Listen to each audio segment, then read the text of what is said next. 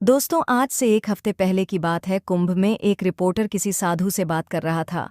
बात करते करते रिपोर्टर को लगा कि ये साधु कोई नॉर्मल आदमी नहीं लग रहा। रिपोर्टर ने उनसे पूछा कि आप तो बातों से बहुत पढ़े लिखे लग रहे हैं, कहाँ से पढ़ाई की आपने? इस पर साधु का जवाब था, आईआईटी बॉम्बे से एरोस्पेस इंजीनियरिंग की है। ये सुनते ही रिपोर्टर सन्न रह गया। कुछ ही देर में पूरे सोशल मीडिया पर ये इंटरव्यू वायरल होने लगा। भी आईआईटी बॉम्बे वाले बाबा पूरे इंटरनेट पर छाए हुए हैं। कहानी को हम असल जिंदगी में जीते हुए किसी को देख रहे हो। मतलब एक तो आईआईटी क्रैक करना ही लाखों करोड़ों लोगों के लिए पॉसिबल नहीं होता, ऊपर से आईआईटी बॉम्बे में एडमिशन मिलना भी मुश्किल होता है। लेकिन एक लड़का पहले तो अपनी मेहनत और इंटेलिजेंस के दम पर भारत के सबसे बड़े इंजीनियरिंग कॉलेज में एडमिशन लेता है, फिर लाखों की नौकरी भी उसे मिल जाती है, फॉरेन चला जाता है। उसके पास हर वो चीज़ पाने का मौका होता है जिसका सपना आज हर एक यंग बच्चा देखता है। मगर एक दिन अचानक वो इस मायावी दुनिया को लात मारकर शिव की शरण में चला जाता है, और इसी बात ने उन्हें रातों रात एक सनसनी बना दिया। धीरे धीरे मीडिया ने जब अभय सिंह का बैकग्राउंड चेक करना शुरू किया तो लोग हैरान हो गए। पता लगा कि वो हरियाणा के झज्जर के एक छोटे से गांव से आते थे। वो ग्रेवाल गोत्र के जाट परिवार में पैदा हुए थे। बचपन से पढ़ाई में तेज थे। घर वाले आईआईटी की कोचिंग के लिए कोटा भेजना चाहते थे, मगर वो दिल्ली जाना चाहते थे। अभय ने आईआईटी का एग्जाम क्रैक कर लिया। पहले आईआईटी बम्बे से एरोस्पेस इंजीनियरिंग में बीटेक की डिग्री ली, फिर डिजाइनिंग में मास्टर्स की भी डिग्री ले ली। अभय सिंह की छोटी बहन कनाडा में रहती थी। वो कनाडा नौकरी करने चले गए। कनाडा जाकर उन्होंने एरोप्लेन बनाने वाली कंपनी में काम किया। आरएस लाख उनको सैलरी भी मिलने लगी हर महीने की। जिस टाइम वो कनाडा में नौकरी कर रहे थे तभी लॉकडाउन लग गया। अभय सिंह घर में कैद हो गए। उनका शुरू से ही आध्यात्म में इंटरेस्ट था। लॉकडाउन के टाइम उन्हें अपने और जिंदगी के बारे में सोचने का और ज्यादा मौका मिला, वक्त मिला। तब तक उनका कनाडा में अपनी जॉब से मन उठ चुका था। लॉकडाउन खत्म होने के बाद वो भारत आ गए। भारत आकर उन्होंने फोटोग्राफी की। वो हरिद्वार से लेकर केरल और उज्जैन के कुंभ तक कई जगह घूमने गए। अभय ने अपने कई इंटरव्यूज में खुलकर बताया है कि उनके माँ बाप बहुत ही टॉक्सिक रहे हैं। हरदम लड़ते थे। उन्हें लड़ता देखकर उनका शादी से भरोसा उठ गया था। अभय ने कहा, उनके माँ बाप हमेशा झूठी शान में लगे रहते थे। उनके पिता ने जितना पैसा उनकी पढ़ाई पर खर्च नहीं किया, उससे ज्यादा पैसा उन्होंने खुद राजनीति में जाने पर लगा दिया। उनके आईआईटी से पास आउट होने के बावजूद उनकी मां चाहती थी कि वो यूपीएससी भी क्लियर कर लें। अभय ने अपनी मां से कहा कि मेरा मन नहीं है यूपीएससी क्लियर करने का, कलेक्टर बनने का। तो उनकी मां ने कहा, नौकरी ज्वाइन मत करना, बस यूपीएससी क्लियर कर लो। अभय ने कहा कि उनकी मां को सोसाइटी में बस ये दिखाना था कि उनके लड़के ने यूपीएससी क्लियर कर लिया है। उन्हें मेरी खुशी से कोई लेना देना नहीं था। अभय सिंह ने अपने कई इंटरव्यूज में अपने माँ बाप को खुलकर कोसा है। उनका कहना है कि माँ बाप भगवान नहीं बल्कि भगवान ने माँ बाप को बनाया है। उन्होंने कहा, मैंने सारी जिंदगी अपने माँ बाप को आपस में लड़ते देखा। मैंने उन्हें इतना लड़ते देखा कि मेरा शादी से भरोसा ही उठ गया। इसलिए मैंने डिसाइड किया कि मैं कभी शादी नहीं करूंगा। अभय कई बार बोल चुके हैं, मगर उनके माँ बाप हमेशा शादी को लेकर उनके पीछे पड़े रहते थे। जब वो उन्हें ज्यादा परेशान करने लगे तो एक दिन उन्होंने घर ही छोड़ दिया। पहले वो घर वालों से फोन पर बात भी करते थे, लेकिन पिछले 11 महीने पहले उन्होंने घर वालों को फोन पर भी ब्लॉक कर दिया। अपने माँ बाप के झगड़ों से अभय इतना परेशान हो गए कि बाद उन्होंने इस पर एक शॉर्ट फिल्म भी बनाई।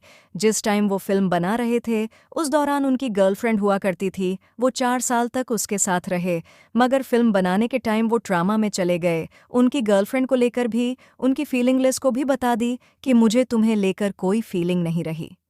इसके बाद अभय सिंह जिंदगी का मकसद ढूंढने साधु सन्यासियों की शरण में गए।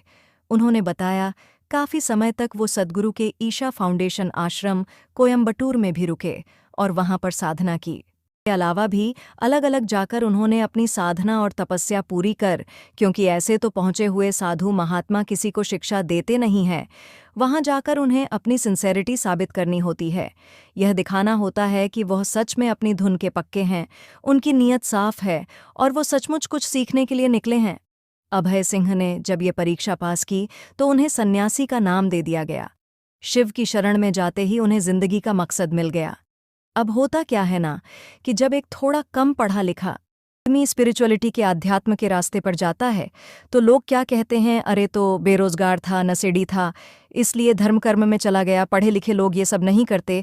लेकिन जब एक आईआईटी ग्रेजुएट है, आईआईटी बम्बे से, एरोस्मिथ प्रारब्ध और तत्व की बात करें, शिव के सत्य होने की बात करें, तो आप उसे हवा में खारिज तो नहीं कर सकते ना। इसीलिए हमें ये समझना कि अभय सिंह अपने हर इंटरव्यू में शिव को ही सत्य क्यों बता रहे हैं। अब अगले कुछ मिनटों में जो बातें मैं करने वाला हूं, हो सकता है कुछ लोगों को समझने में थोड़ी मुश्किल लगे, लेकिन मेरी आप सबसे रिक्वेस्ट है कि आप लोग प्लीज़ इस वीडियो को पूरी देखिएगा, क्योंकि अगर हमने शिव के बारे में सत्य जान लिया तो हम ये भी समझ जाएंगे कि आखिर वो कौन सा रीज़न था, कौन सी वजह थी जिसने अभय सिंह को सारी दुनिया को छोड़कर शिव की शरण में आने के लिए मजबूर कर दिया। हम ये भी जान जाएंगे कि उन्हें शिव की शरण में आकर क्यों शांति मिली, कैसे शांति मिली। तो दोस्तों, बात यह है कि सनातन परंपरा में शिव को परम ब्रह्म माना गया है। मतलब ये सारी सृष्टि उन्हीं पर टिकी है। वो ना तो जन्म लेते हैं और ना ही उनकी मृत्यु होती है। इसीलिए शिव को शाश्वत और अनंत माना गया है। अब आप और हम जिस दुनिया में रह रहे हैं, ये तो नश्वर है, ये आज है, कल नहीं है। लेकिन शिव सत्य है। इस दुनिया का सच वक्त वक्त पर बदलता है, लेकिन शिव का सत्य समय से है। उनका अस्तित्व कल भी था और कल भी रहेगा शिव को। इसलिए महाकाल भी कहा जाता है, क्योंकि वो काल से परे हैं। अब इन्हीं शिव को आदि गुरु भी कहा जाता है। मतलब उन्होंने न सिर्फ ये सारी दुनिया बनाई, बल्कि वो इस दुनिया को चला भी रहे हैं। दुनिया की हर चीज़ में उन्हीं की ऊर्जा है और इस दुनिया को बचाने वाले भी वही हैं।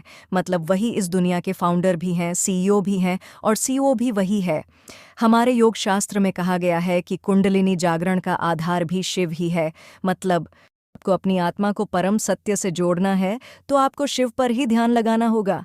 अब अभय सिंह अगर बार बार ये कहते हैं कि शिव ही सत्य हैं, तो वो वही बात कर रहे हैं जो हजारों सालों से हमारी सनातन परंपरा कर रही है, कह रही है। अब जो लोग इस बात को नहीं समझते तो उनके लिए तो भी ये भारी भरकम शब्द है, मगर जो लोग थोड़ी बहुत भी जानकारी रखते हैं वो अच्छे से जान रहे हैं कि अभय सिंह शिव को ही सत्य होने की बात क्यों कर रहे हैं। क्योंकि शिव ही शाश्वत हैं, अनंत हैं और कभी ना बदलने वाली इस यूनिवर्सल कॉन्शसनेस के सिंबल भी है। मतलब इस दुनिया में जो भी कुछ है उसमें शिव है। इसलिए कहा गया है कि शिव ही सत्य है और इसीलिए एक आईआईटी बॉम्बे ग्रेजुएट ने सारी दुनिया की सुख सुविधाएं छोड़कर उसके सामने सरेंडर कर दिया। अब कहना तो नहीं चाहिए, मगर ज़्यादातर रिपोर्टर्स जो इनसे बातें कर रहे हैं या कर चुके हैं, उन्हें या तो इनकी बातें समझ नहीं आती या फिर उन्हें यह पता नहीं लगता कि उनके किसी जवाब में क्या सवाल पूछे। उनके लिए अभय सिंह जी की बातें ऐसी ही हैं जैसे किसी नर्सरी के बच्चे को मेटाफिजिक्स की क्लास में बिठा दिया। अभी रिपोर्टर और कुछ यूट्यूब व्यूज़ के लिए अभय सिंह के पास इंटरव्यू करने जा तो रहे हैं, मगर इनमें से कोई यह समझ ही नहीं पा रहा है कि वो कहना क्या चाहते हैं। यही रीज़न है कि बहुत सारे इंटरव्यू में कुछ लोगों वो अभय सिंह या तो एरोगेंट लग रहे हैं, किसी को कन्फ्यूज़ लग रहे हैं, कोई उनको भटका हुआ बता रहा है, ये सारी बातें। इसीलिए दोस्तों, क्योंकि जीवन में टॉप पर रील्स के अलावा इनमें से ज़्यादातर ने कुछ देखा पड़ा तो है नहीं। कुंभ की जिस पवित्रता और भव्यता पर पूरी दुनिया फिदा है, जिसे कवर करने अमेरिका से लेकर सऊदी अरब तक के रिपोर्टर्स आए हैं, हमारी ही मीडिया के एक सेक्शन को उसकी गहराई और उसके धार्मिक महत्व का कुछ पता ही नहीं है। कुछ लोग तो बस धड़ाधड़ अभय सिंह जी की रील्स को सिर्फ इसीलिए शेयर कर रहे हैं कि देखो एक आईआईटी का बंदा साधु कैसे बन गया। जैसे हर माँ बाप को लगता है ना कि भगत सिंह पैदा तो हो मगर पड़ोसी के मेरे घर नहीं। उसी तरह बहुत सारे भारतीय इस बात के लिए अभय सिंह की तारीफ तो कर रहे हैं कि देखो आध्यात्म के लिए, स्पिरिचुअलिटी के लिए इसने इतना सब कुछ छोड़ दिया। लेकिन उसने क्यों छोड़ा, कैसे छोड़ा, किस वजह से छोड़ा, इसे समझने का टाइम किसी के पास नहीं है। मेरा बस इतना कहना है दोस्तों कि कुदरत आपको कई रूप में कई तरह के मौके देती है। नॉर्मल साधु संत और बाबा लोग तो आपको अनपढ़ और बेरोजगार लगते हैं, तो आप उन पर ज़्यादा ध्यान देते नहीं हो। लेकिन अगर कोई हाईली एजुकेटेड सनातन के बारे में कुछ कह रहा है, वो विज्ञान के जरिए आपको आपका धर्म समझा रहा है, तो कम से कम उसकी सुन लो। उसके बहाने अपना इंटरेस्ट अपने ही धर्म में पैदा कर लो। उसे गहराई से समझने की कोशिश तो करो, उसकी ताकत को तो महसूस करो। वरना होता ये है ना कि जब तक हमें ये सब बातें समझ में आती हैं तब तक बहुत टाइम निकल चुका होता है, बहुत देर हो चुकी होती है और हम सोचते हैं कि काश काश कोई ये सब बातें मुझे पहले बता देता तो मेरी और ही होती। तो दोस्तों, मैं अपने बारे में ज़्यादा बात तो नहीं करता, लेकिन एक शिव भक्त होने के नाते मैं आपको बता सकता हूँ कि मैंने भी इस जीवन को जिया है, इस वर्ल्डली लाइफ में रहकर शिव के उस सत्य को, आदि योगी के उस सत्य को महसूस करने की डेली कोशिश करता हूँ। और मैं आपको बता नहीं सकता कि इसने मेरी लाइफ को कैसे बदला है। इसलिए आप भी अगर इस सच को जितना जल्दी पहचान लेंगे, उतना आप ही के लिए बेटर होगा। बाकी आपका इस पूरे मामले पर क्या कहना है आईआईटी के बारे में? आप क्या सोचते हैं? कमेंट करके ज़रूर बताइएगा। वीडियो पसंद आई हो तो इसे अपने हर एक दोस्त से ज़रूर शेयर करिएगा।